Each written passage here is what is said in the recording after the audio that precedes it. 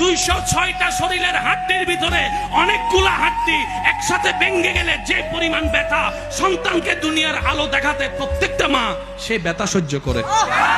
আপনার মা, আমার মা, আমাদের মা, আমাদের সন্তানের মা 9-10 মাস কষ্ট সহ্য করে পেটের মধ্যে বাচ্চা রাখছে তো রাখছে, ঠিক মতো ঘুমাতে পারে নাই, ঠিক মতো বাথরুমে যেতে পারে নাই, ঠিক মতো গোসল করতে পারে নাই, ঠিক মতো খাইতে পারে নাই, খাবার ভালো ভালো খাবারও ঘ্রাণ লাগলে বমি চলে আসতো।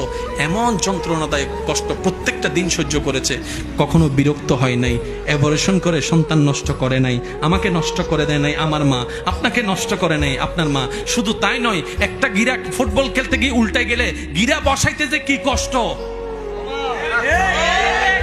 যাদের হয়েছে তারা একটু আওয়াজ দেন না।